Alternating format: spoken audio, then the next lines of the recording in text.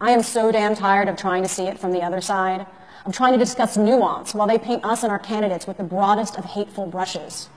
I'm tired of pretending like it's somehow reasonable to teach creationism in public schools with my tax dollars, while you tell me that two same-sex people who love each other getting married somehow threatens your marriage. If you voted for Trump, I am tired of trying to see things your way while you sit in your holier-than-thou churches / white power meetups refusing to see things mine. Did I just lump you in with white supremacists? No, you did that to yourselves. You voted for the same candidate as the KKK. You voted for a candidate endorsed by the KKK.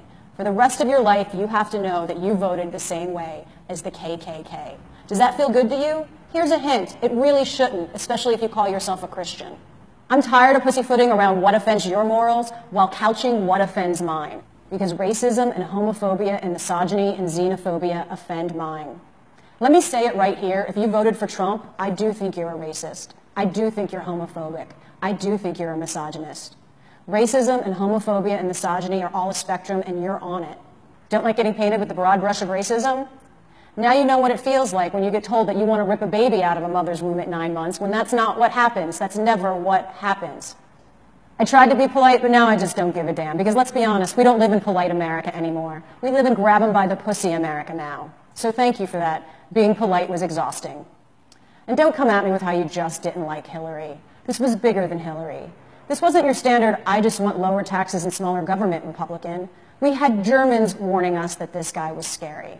And still you cried emails or Benghazi or that voice. And still there's been mountains of evidence proving that nothing that you think Hillary did was that big of a deal or even true. Some of the finest minds in the world have drawn you graphs and charts proving that no crimes were actually committed, and you were either too dumb or too willfully ignorant to care. And if you really cared about crimes, you'd care about any of the 3 pending against your candidate. Take your pick. I'd start with the rape of the 13-year-old girl, but if you voted for Trump, you probably don't care much what happens to women. Doesn't matter anyway. She received so many death threats from your political peers that she dropped the charges. But ask me again why more women don't come forward. And speaking of smaller government and lower taxes, enjoy not getting mine. If Trump actually does what he says he's going to do, then your petty backward state and your small angry towns can pay for your own schools to not educate your children. I live in California, the largest economy in the United States and the 6th largest in the world. We'll be fine. But have fun affording all those children your health insurance won't pay for your birth control to prevent. I'm just kidding. You're not going to have insurance. Won't that be just great again? The truth is that for those of us on this side, there is no when all this is over. Things are just getting started. We think last Wednesday was bad. We don't know what bad is yet. This isn't something you get over. This is something you endure. We are going to face attacks on every right we fought the last 60 years to gain. The deck is so stacked against us, we may not win. The best we can hope for is gridlock. And that's just nationally. Internationally, who the fuck knows what this lunatic is going to do? And the scarier thought is that the only thing worse than this guy is the guy who's one angry tweet away from the presidency, Mike Pence, advocate for gay conversion therapy and mandatory funerals for fetuses.